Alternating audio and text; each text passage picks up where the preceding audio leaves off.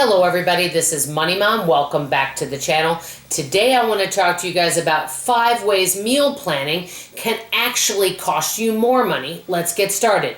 I know we see a lot of great videos out there about how meal planning saves a family so much money. And I do think it can definitely save people money, especially for those folks that are like, hey, there's nothing to eat in the house, or I don't have anything here, let's go through the drive-thru. I do think meal planning can save money, but I'm going to today talk to you about how in some ways in the past it's cost me more money and 5 ways it can cost you more money. Number 1, you sometimes end up buying ingredients just to make that meal, not things that you already have at home.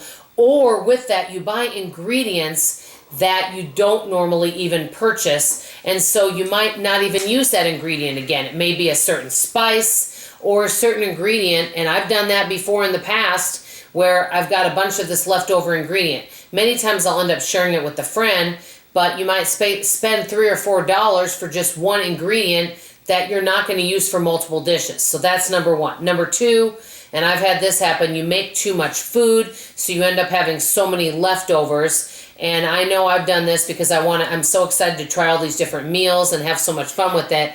And right now, especially with not being able to find everything at the grocery stores, we're just eating what we do have and improvising along the way.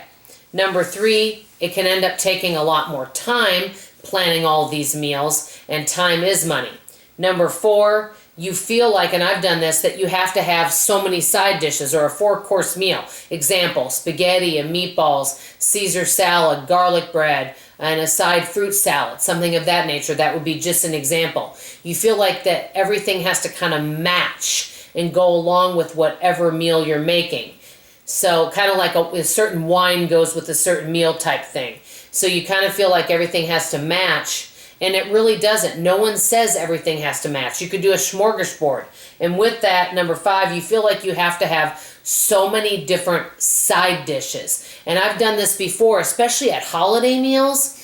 You know, I want to make all these elaborate side dishes. And I remember when I first got married and I first started making these holiday meals, I was trying to do what I grew up with. I'm like, okay, we need to have cranberry sauce. Well, nobody was really eating cranberry sauce. Now, I like it, but if I'm only making something for me, it seems silly to have a whole bunch of it, and because you don't want a whole bunch of leftovers. Or, for example, one other thing that I grew up with is having a relish tray. Well, nobody in the house was eating it except for me. So that's a lot of times I think we feel a need to make these beautiful, eloquent meals when we can do something simple. And also with that, we don't have to have everything match. For example, let's say you have a little bit of pancake batter.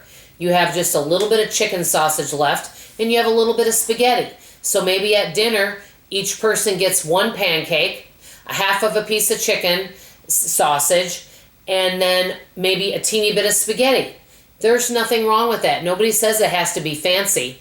So I'm doing things differently, and I'm going to show you this in a minute, and I've shown you in the past. I'm doing a versatile meal plan. One thing I want to mention before that, and I'm going to link the website below.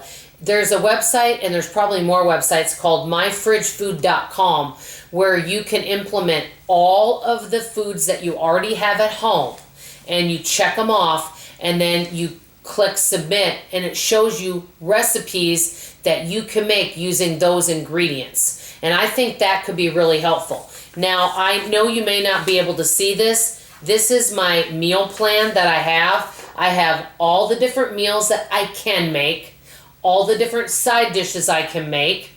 I have all the different desserts I can make, breakfast, and keto-friendly foods. And I know you may not be able to see that, but I keep that up. I rewrite a new one each Sunday. And then I check off when I'm making things. And then on this side over here, I check off things I want to make this week. Like I've had chicken in the freezer for a while. So I want to make either potato chip chicken or lemon chicken, or maybe a little bit of both. I'll eat the lemon chicken. And we got a turkey at Walmart, and that's going to be on my Free and Frugal Friday coming up for 25 cents a pound. So I definitely want to be making that this week, because that huge turkey, 16-pound turkey, was a little over $4. So that's one of the things that we'll be making this week. And so I may be versatile. So maybe we have turkey, and say we have sliced cheese left over. So maybe the side dish is sliced cheese, maybe a little bit of mashed potatoes. So I'm not eating all of these things, but we're just mixing and matching what we already have at home, even if it doesn't, quote, go with that meal. This way we're using everything we have and we have very little food waste. Let me know if you meal plan and how you do it.